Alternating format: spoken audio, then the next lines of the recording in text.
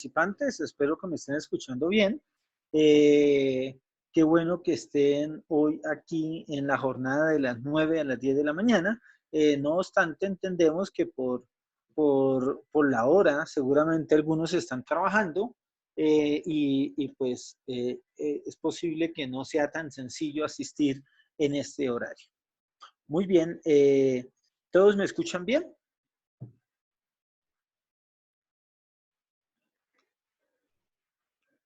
Muy bien, gracias. Entonces, saludamos aquí a las personas que están, a Carolina, a Gladys, a Heider, a Ivonne, a Luz Estela, a Marta, María Fernanda, Mauricio, Melissa, Nayibe, Rosa, Shirley, a Zenet y Erlinda.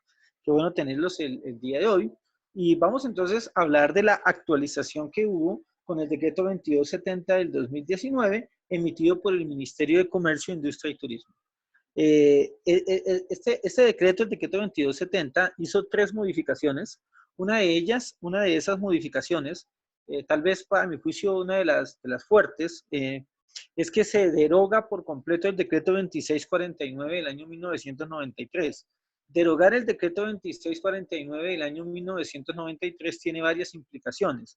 La primera implicación que tiene la derogación es que ya no podemos utilizar ese número, ya no podemos decir decreto 2649 del 93. Es decir, tenemos que entender ya que, que ahora vamos a hablar del anexo 6 del decreto 2420 del 2015. No obstante, ya nadie puede llevar básicamente con esto contabilidad bajo el decreto 2649. Todos tienen que llevarla bajo normas de información financiera o bajo los marcos de información financiera existentes. Entonces tenemos otro de los cambios tienen que ver con incorporación de nuevas normas en las entidades del grupo 1, los que aplican NIF, y también tuvo unas modificaciones en la NIA 701 y en el anexo 4 que tiene que ver con normas de aseguramiento. En esta ocasión nos vamos a enfocar en uno de esos cambios que tiene que ver con las actualizaciones, de las NIF. Les recomendamos no prender los micrófonos solamente cuando deseen hacer alguna pregunta. Cuando ustedes quieran hacer alguna pregunta, la pueden hacer sin ningún problema en cualquier momento. Muy bien, entonces iniciemos. Dentro del anexo 1 o dentro de las modificaciones que hubo al decreto 2420 del 2015, que las generó el decreto 2270 del 2019, vamos a encontrar 5 modificaciones. La primera de ellas es el marco conceptual, la segunda de ellas es la definición de un negocio, la tercera la modificación, reducción o liquidación del plan, la cuarta la definición de importancia relativa o materialidad, y la quinta, la incertidumbre frente a los tratamientos del impuesto a las ganancias, que es la CINIF 23.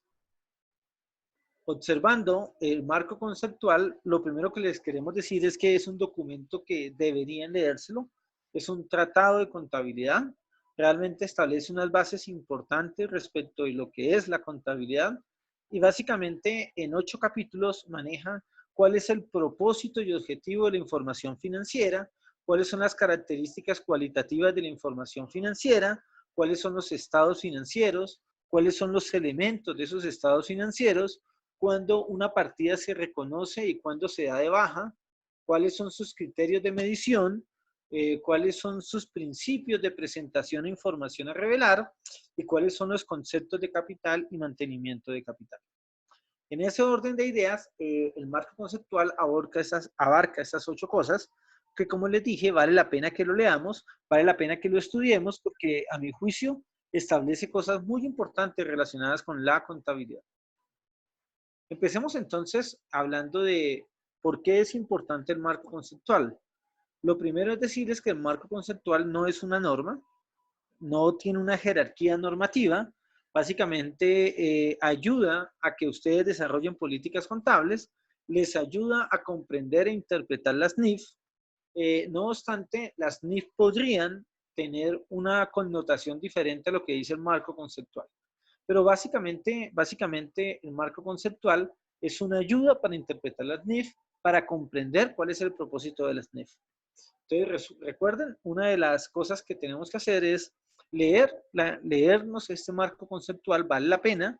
Por allá en algunos tiempos de cuarentena es bueno que se lo lean para poder avanzar en este tema. Entonces vamos a hablar de información financiera y aquí vamos a hacer algunas claridades, ¿les parece? Lo primero es que no todo lo que emite el contador son estados financieros de propósito general. Es decir, existen dos tipos de estados financieros o existen dos tipos de información financiera. La información financiera con propósito de información general y la información financiera con destino a autoridades tributarias o con destino a la gerencia o con destino a la junta directiva. Es decir, que no es información financiera de propósito general, sino que es una información financiera particular. Esa información financiera particular se solicita para ciertos trámites o la puede solicitar la gerencia para tener información más detallada. Muchas veces cuando hacemos estados financieros, la gente detalla muchísimo en los estados financieros. En ese nivel de detalle, cuando uno les pregunta, les dicen que es que la junta directiva lo solicita así. Tenemos que entender que los estados financieros cuyo destino es solamente la junta directiva, no son estados financieros de propósito general. Por lo tanto, usted puede hacerlo con mucho detalle, cosa diferente en los estados financieros que se van a emitir al público. Entonces, son dos cosas diferentes. Una cosa es que el gerente me pide información, ¿no es cierto? La cual seguramente se la tengo que dar porque pues él es el gerente. Y otra es que eso es diferente a cumplir los requisitos de las NIF. Por eso muchas personas le preguntan al Consejo Técnico, señores, Consejo Técnico de la Contaduría Pública, yo debería cada año, cada mes hacer estados financieros con todo lo que establece la norma. Y realmente lo que le vamos a decir es que no es necesario, no es necesario emitir estados financieros mensuales, pero usted sí puede hacer información financiera trimestral o cuatrimestral o semestral. Esa información financiera puede ser no auditada, puede ser información solamente para el gerente y no necesita ir incluso ni firmada por el contador ni por el revisor fiscal. Simplemente se le entrega al gerente mensual una información como él quiera, con el propósito que él lo necesite, y se entiende que es información solo para él, que no es información para publicar a terceros. ¿Estamos de acuerdo? No sé si hasta ahí está claro ese tema. De pronto a algunos de ustedes les sucede que cada mes les toque presentar estados financieros, tienen que saber que esos estados financieros o esa información que presenta no necesariamente corresponde con estados financieros de propósito general. ¿Estamos de acuerdo con eso? Muy bien. Listo. Acuérdense que los estados financieros en esta época del COVID-19 hay que ser muy cautelosos. Nosotros no podemos estar diciendo que la empresa se va a quebrar, nosotros no podemos decir, puede ser que la empresa tenga dificultades financieras, puede ser que la empresa tenga periodos de bajas ventas, puede ser que la empresa esté registrando pérdidas, pero eso es diferente a que la empresa se vaya a acabar, excepto que los accionistas estén pensando en acabarla o que los accionistas hayan iniciado operaciones para o hayan establecido trámites para acabar la entidad. De lo contrario, hay que tener mucha prudencia digamos, con lo que escribimos en la información financiera. Muchos de nosotros estamos recibiendo información por internet donde nos dice que hay que deteriorar la propiedad, planta y equipo, y eso se está volviendo un tema complicado, eso hay que tener mucho cuidado. ¿Por qué razón? Una vez alguien decía, la universidad X tiene que someter a deterioro sus activos y seguramente va a reducir el valor. ¿Pero por qué razón? Si la universidad solo al vender sus bienes, pues va a recuperar el dinero. Aparte de eso, el que este año sea malo no quiere decir que en los años futuros se acabe la educación, por ejemplo.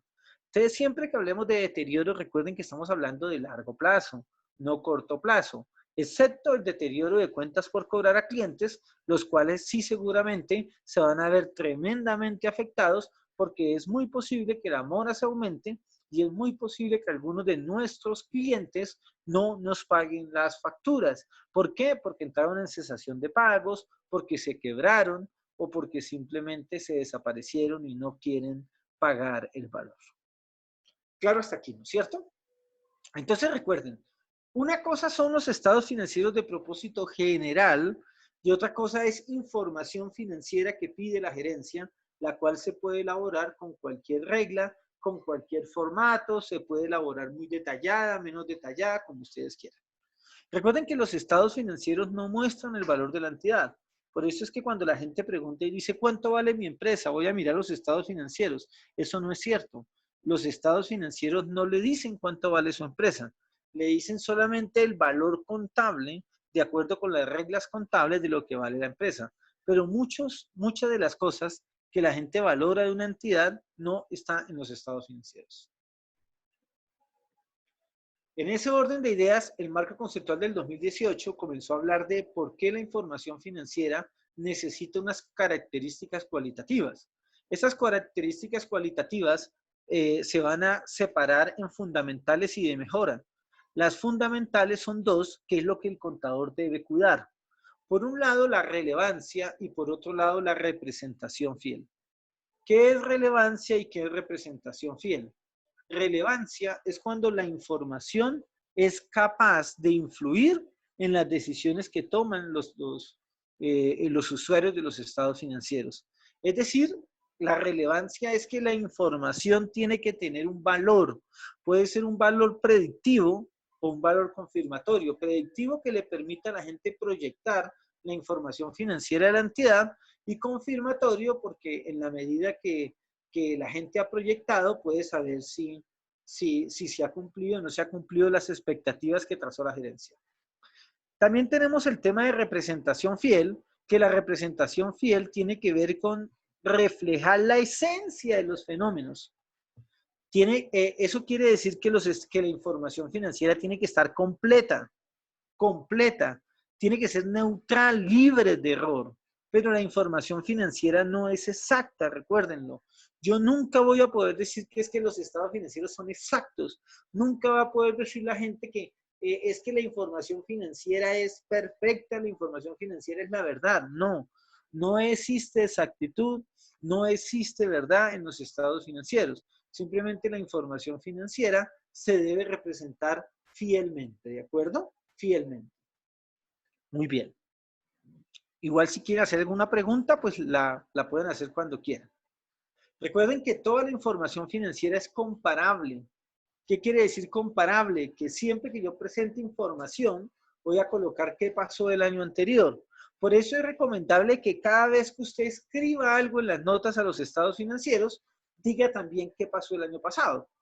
Y también en las columnas, cuando usted hace sus cuadros para explicar los rubros o para detallar los rubros que están en los estados financieros, tenga en cuenta que debe revelar, no revele por revelar, porque si usted revela por revelar, puede cometer errores revelando más información de la cuenta o revelando información que no es importante.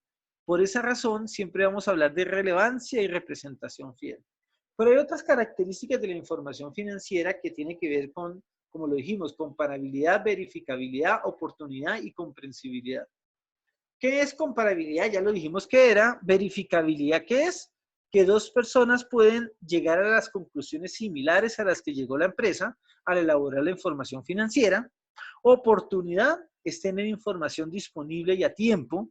Y comprensibilidad es clasificar adecuadamente, caracterizar los rubros de los estados financieros, tener un buen plan de cuentas, tener una buena información para que sea más útil a los lectores y que los lectores lo puedan entender. Recuerden que la norma se basa en que una persona que lee los estados financieros es una persona que conoce el mundo de los negocios. Eso hay que tenerlo en cuenta también. Muy bien. ¿Bien hasta ahí entonces? Bueno. Están muy callados hoy estos chicos, estas chicas y chicas. No sé si es porque están en el trabajo también o no, pero bueno. Sigamos entonces aquí.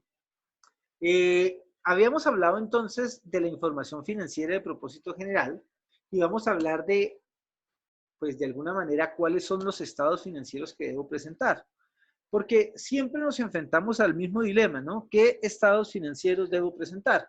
Pues realmente yo puedo presentar o debo presentar siempre que presento estados financieros de propósito general, debo presentar los estados financieros completos, es decir, el estado de situación financiera, el estado de resultado integral, debo colocar también el estado de flujos de efectivo, debo reportar también el estado de cambios en el patrimonio y debo reportar las notas a los estados financieros. Esos son los 5 estados financieros. Ahora, mucha gente pregunta y dice, pero si el gerente es quien pidió los estados financieros para la junta directiva, ¿debo presentar todos los 5? Y la respuesta es, ya le dijimos, usted puede hacer estado financiero, en este caso, no de propósito general, sino de propósito especial, para que usted pueda, de alguna manera, presentarla como quiera. Es decir, que si el gerente le pide estados financieros, usted puede presentar solo el estado de situación financiera y el estado de resultados. ¿Por qué? Porque entiende que eso es estado financiero para él.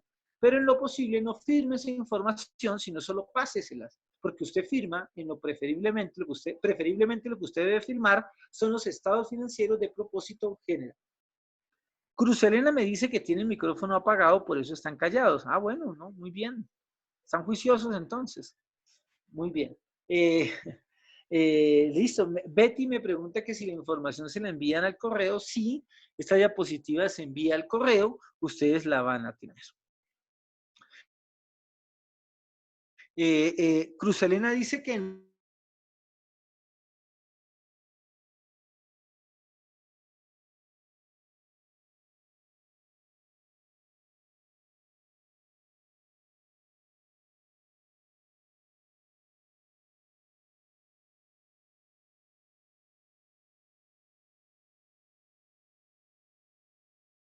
de manera, luego le digan que usted no los entregó completos. ¿Qué hace uno como contador? Uno como contador lo que hace es presentar la información financiera de fin de año completa y que eso lo envíen a los bancos. Ahora, si el banco pide un estado financiero intermedio, voy a analizar dos cosas. Uno, si yo aplico NIF, me toca presentarlo completo. Pero si aplico NIF para las pymes, como la NIF para las pymes no obliga a presentar información financiera intermedia de manera completa, entonces una entidad puede optar por presentar menos datos.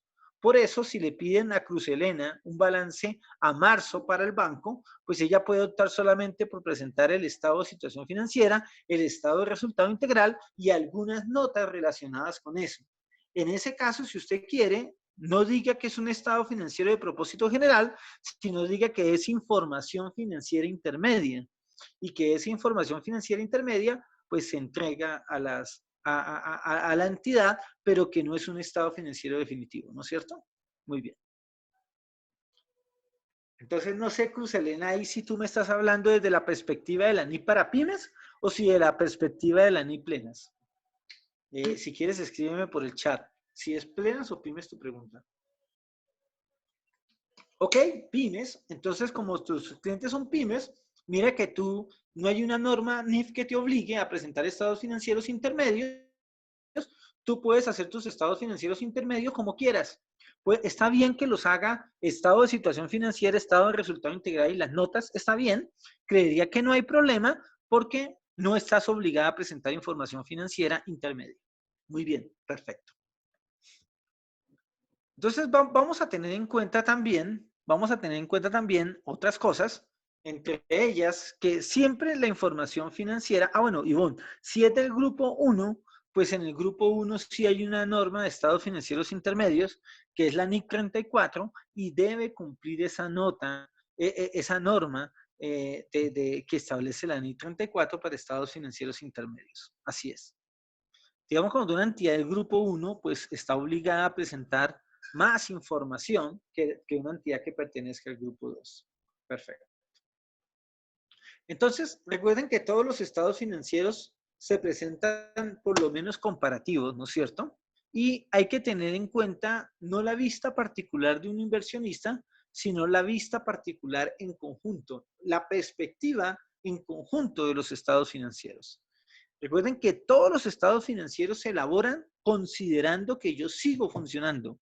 Si una entidad no continúa funcionando, pues entonces seguramente deberá modificar deberá modificar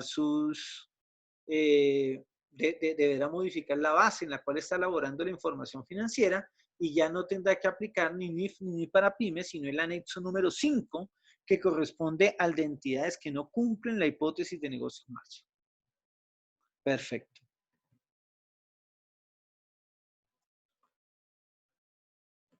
Entonces, vamos a tener en cuenta presentar estados financieros consolidados, estados financieros separados, estados financieros solitos como estados financieros y estados financieros combinados. Vamos a tener en cuenta que cada vez que alguien controla una entidad, está obligado a presentar estados financieros consolidados. De acuerdo con la Ley 222 de 1995, los estados financieros consolidados deben someterse a aprobación de la Asamblea o Junta de Socios. Por lo tanto, miren que es obligatorio presentarlos, en este caso, el estado financiero separado y también el estado financiero consolidado. Ahora, ¿quién presenta un estado financiero consolidado? Lo presenta la matriz o la controladora, la entidad que controla otra entidad. ¿Quién presenta estados financieros, en este caso separados? Solamente presenta estados financieros separados aquella matriz o aquella controladora que a su vez presenta estados financieros consolidados, pero también presenta estados financieros de ella solita.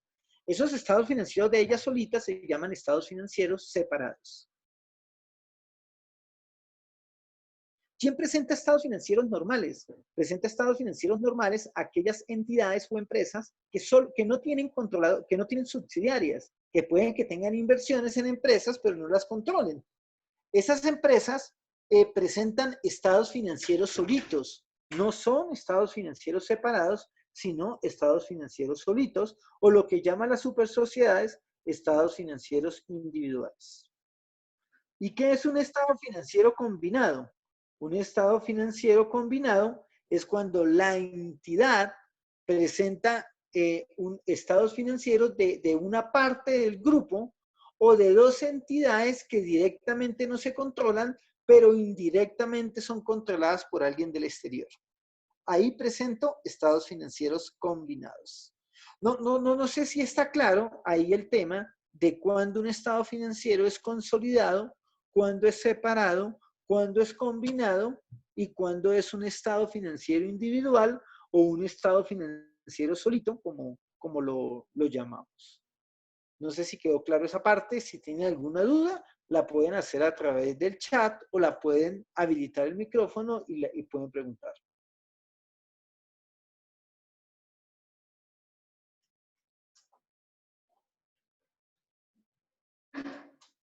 Muy bien, Adriana. Adriana dice que está claro, que no está complicado el tema. Muy bien, perfecto. Listo. Entonces, eso respecto de los estados financieros, ¿no es cierto? Otro tema que pasa mucho en los estados financieros tiene que ver con el tema del control. Nosotros a veces nos enredamos con el control. Ah, perfecto. Aquí me está diciendo Betty que las uniones temporales o consorcios, ¿cuál se maneja? Cuando yo tengo uniones temporales o tengo consorcio Betty, yo voy a decir que son estados financieros normalitos, porque las uniones temporales o consorcios, yo las incorporo en mi contabilidad. ¿Cómo las incorporo? Pues de acuerdo a los activos, pasivos, ingresos y gastos que me correspondan, yo las activo y presento los estados financieros. Esos estados financieros son estados financieros individuales, es decir, estados financieros normalitos. ¿Por qué son normalitos? Porque esos estados financieros no tienen ni maneja método de participación, ni maneja consolidadas, ni nada de eso. Simplemente es información financiera que se tiene que presentar siempre, incluyendo las uniones temporales o los consorcios. No sé si ahí fui claro, Betty, contigo. Muy bien. Entonces, hablábamos del control y en el control vamos a tener cuidado con el tema del control.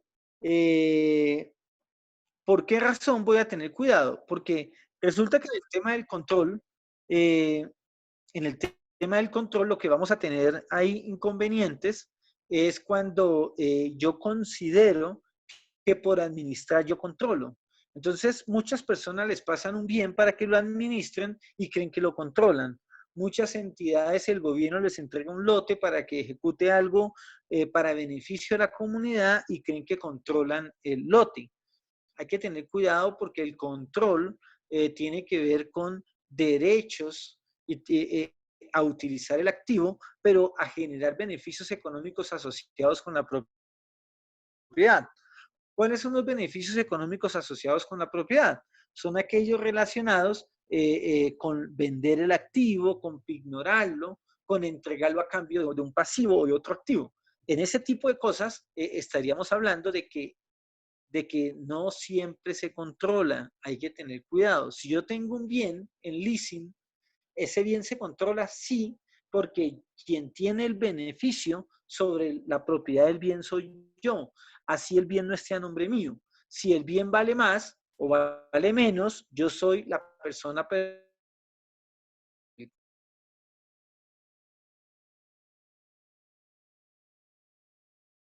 Mucho cuidado, porque a veces nosotros creemos que tenemos el control y creemos que tenemos que hacer un sinnúmero de cosas y no es necesario. Bien. Con los pasivos, aquí estamos mirando qué elementos en el marco conceptual nos dicen que corresponde con la definición de pasivo. Entonces, con los pasivos vamos a tener en cuenta que los pasivos siempre corresponden a obligaciones que tenemos a la fecha. Por eso es que con el tema del COVID-19 no podemos registrar provisiones por pérdidas futuras, porque a diciembre 31 no existía esa condición. A diciembre 31 el cliente estaba bien.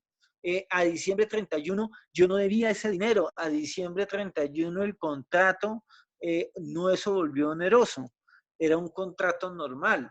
Entonces tenemos que tener en cuenta eso porque hay personas que les han dicho en capacitaciones que tienen que ir al 2019, que tienen que, si es necesario, corregir, pero no, esto no es necesario porque la información del COVID-2019 tiene que ver con el año 2020, no necesariamente, COVID-19 tiene que ver con el 2020 y no necesariamente con el año 2019. ¿De acuerdo? Bien. Bueno, miremos ahorita algunas recomendaciones, de acuerdo con este marco conceptual, recomendaciones sobre el patrimonio. Cuando nosotros presentamos el patrimonio en los estados financieros, no es necesario presentarlo. Como no es necesario presentarlo, no es requisito que ustedes lo presenten de esa manera. Hay gente que nos pasaba como cuando en 2649 presentábamos el superávit por el tema de ajustes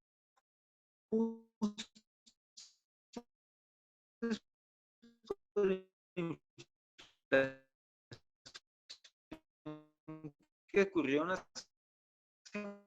muchísimo tiempo y la gente ya no hallaba qué hacer con ese ajuste. Esos ajustes, como los de adopción de NIF,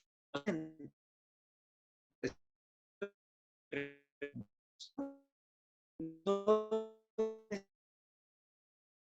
pues, separarlos, pues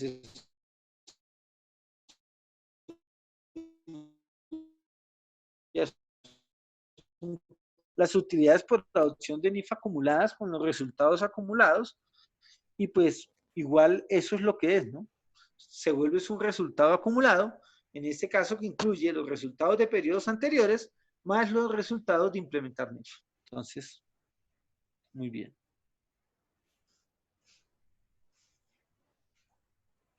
Bueno, bien hasta aquí entonces.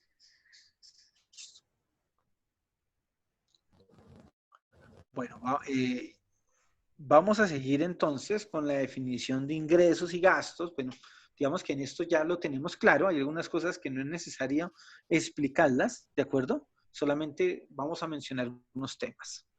Hay unos temas que también esta norma define. y tiene que ver con los contratos pendientes de ejecución. ¿Qué es un contrato? Bueno, aquí me pregunta Adriana, que uno encuentra que en la contabilidad aún se encuentran registrados ajustes por inflación en los activos. ¿Cómo cancelar esos saldos? Pues Adriana, tú puedes dejarlos ahí si quieres. Si quieres lo dejas ahí. eh, eh, eh, o igual no lo presentas en el estado de situación financiera. O si quieres simplemente haz una reclasificación y lo llevas como mayor valor de la propiedad planta de equipo.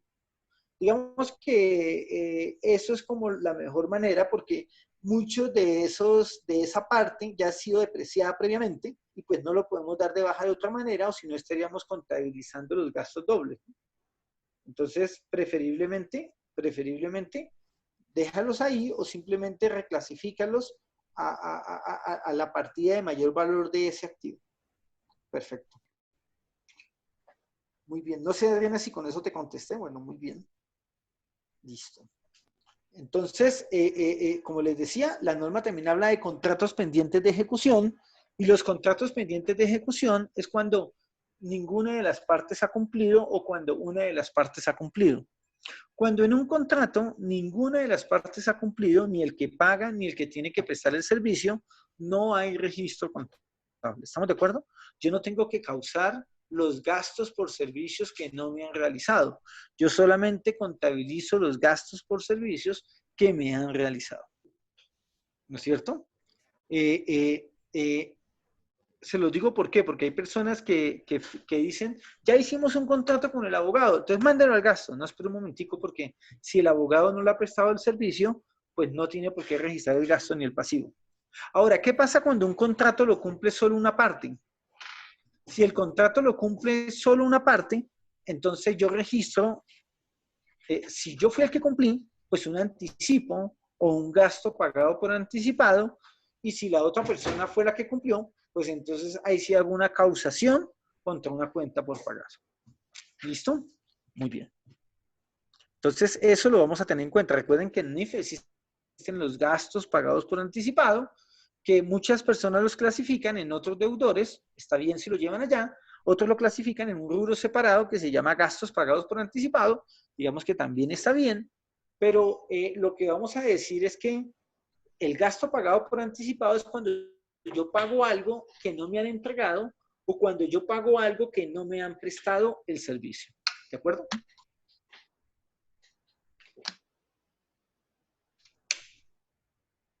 Muy bien. Entonces, sigamos aquí. Cuando yo reconozco una partida cuando definitivamente, como lo vimos, yo hice parte de esa transacción. De tal manera que los invito a que cada año ustedes miren qué órdenes de compra o qué órdenes de servicio o qué servicio le prestaron a la entidad sobre los cuales no ha llegado factura. Si a ustedes encuentran que les prestaron el servicio de vigilancia pero no le dieron factura, pues van a hacer la causación, van a llevar un gasto por servicio de vigilancia contra una cuenta por pagar estimada. ¿Por qué una cuenta por pagar estimada? Porque todavía no tenemos claro cuál es el valor exacto o está muy aproximado al valor exacto. Muy bien. Perfecto. ¿Hasta aquí alguna otra pregunta o vamos bien de preguntas? Bueno. Betty me pregunta que las cuentas en participación, ¿cuándo se deben registrar? Betty, para mí un contrato de cuentas en participación es un contrato que periódicamente, cada mes, debo recibir un informe y debo hacer mi registro contable correspondiente. Porque en unas cuentas en participación, de alguna manera los dos estamos negociando, los dos estamos compartiendo información, estamos compartiendo riesgos. Obviamente habría que analizar en qué consiste ese contrato de cuentas en participación para poder como observar más adecuadamente cuál debe ser el registro contable. Pero normalmente las cuentas en participación se asimilan a las uniones temporales y consorcios y debo reconocer la participación en los ingresos, costos y gastos, activos y pasivos. Muy bien.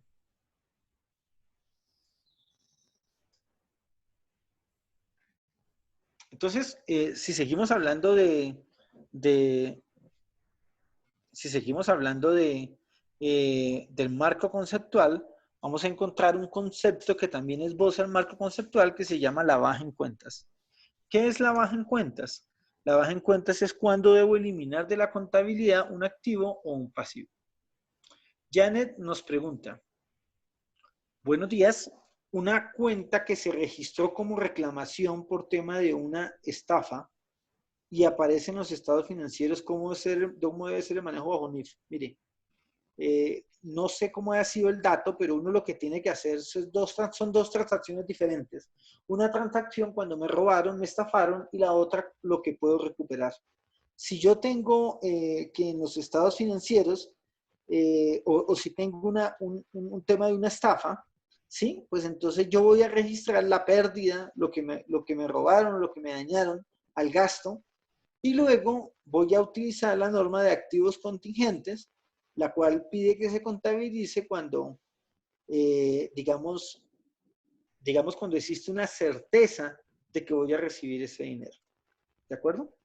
Entonces, la reclamación de la estafa, usted la va a reconocer como un ingreso y como un activo cuando sea casi seguro que va a recibir el valor o le van a devolver el dinero, en tal caso que la estafaron.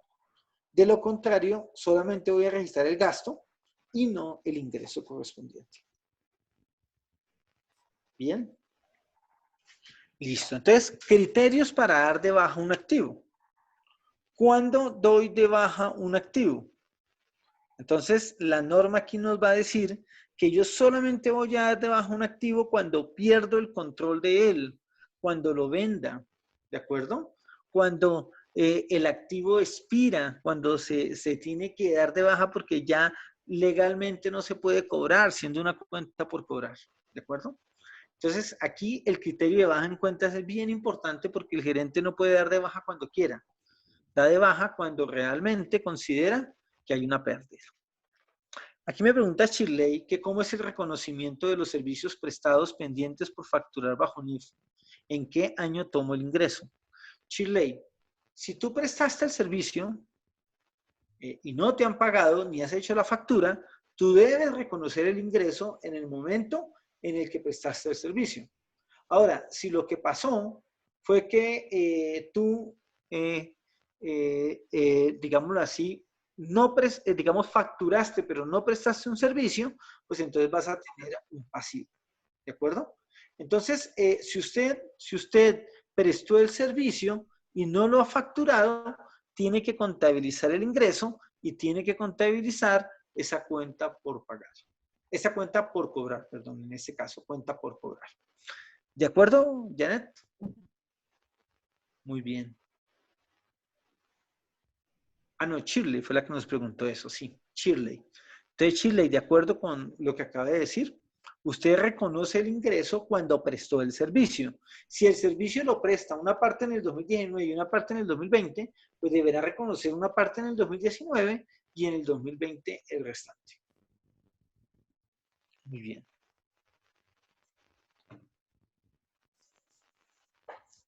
En las mediciones, ya para ir como concluyendo este tema de actualización de las NIF, digamos que es una capacitación corta, porque lo que busca básicamente es como mirar qué cosas cambiaron.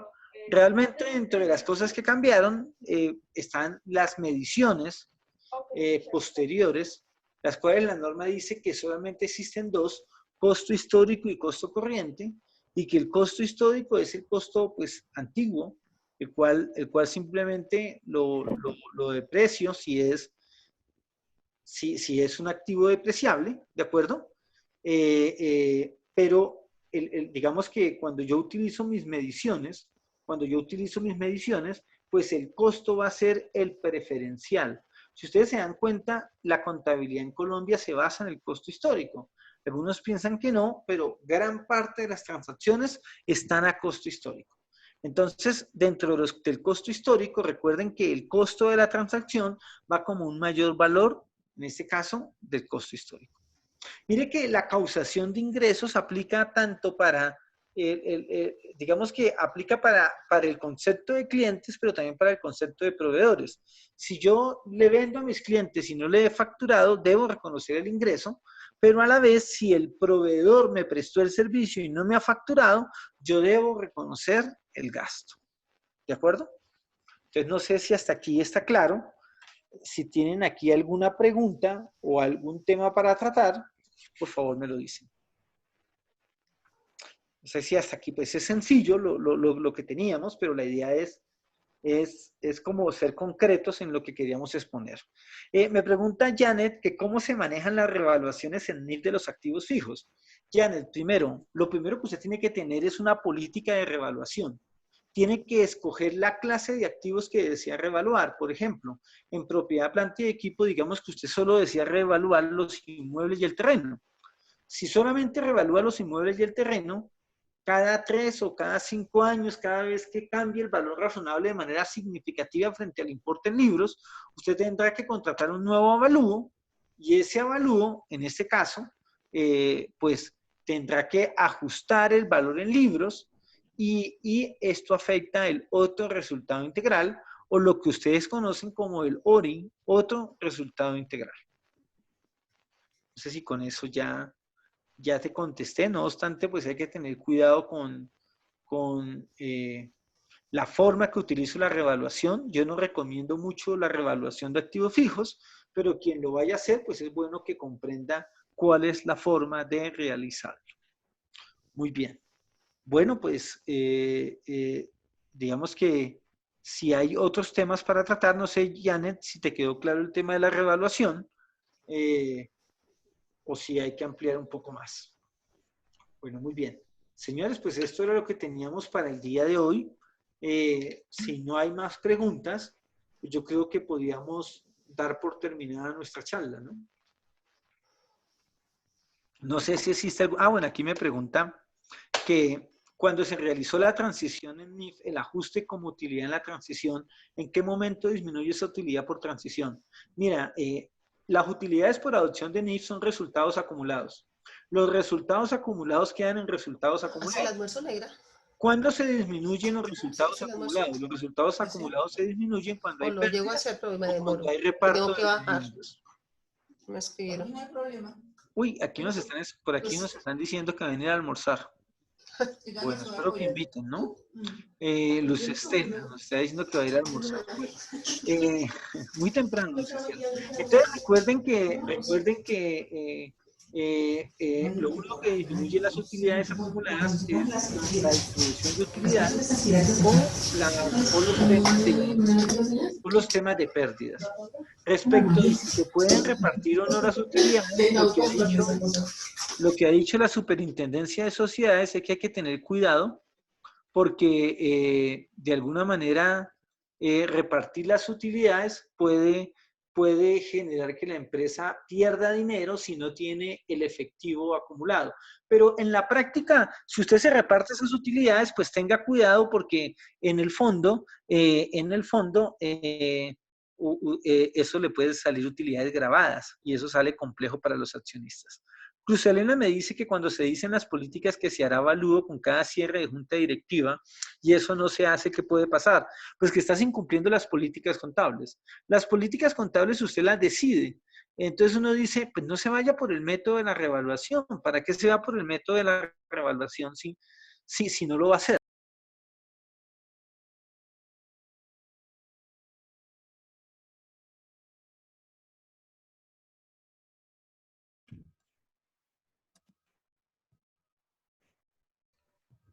Bueno, muchas gracias a todos, apreciados participantes. Espero que hayan cumplido las expectativas de...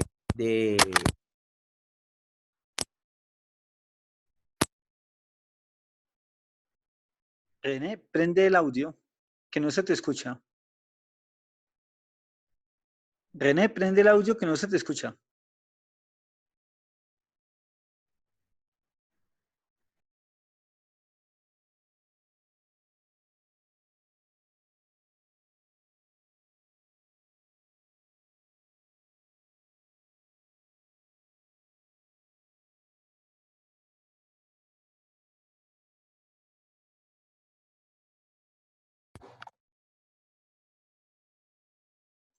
René, no tienes audio.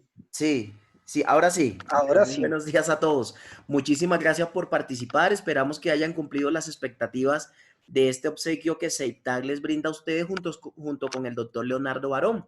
Entonces, muchísimas gracias a todos. Ahí por WhatsApp le estamos enviando toda la información de los nuevos seminarios que tenemos, como lo de renta personas naturales, exógena DIAN, exógena distrital, entre otros temas. Entonces ahí les vamos enviando la información. Este video se va a subir al canal de CEITAG de YouTube, donde van a encontrar pues digamos que la conferencia que se acabó de manejar con el doctor Leonardo. Entonces, muchísimas gracias a todos, que tengan un excelente día y estamos muy pendientes para las próximas capacitaciones que tenemos. Muchas gracias a todos, doctor, muchas gracias. René, muchas gracias también, muy Con amable. mucho gusto. Gracias a ustedes y que Dios los bendiga. Amén, gracias doctor, gracias. Bueno, hasta luego.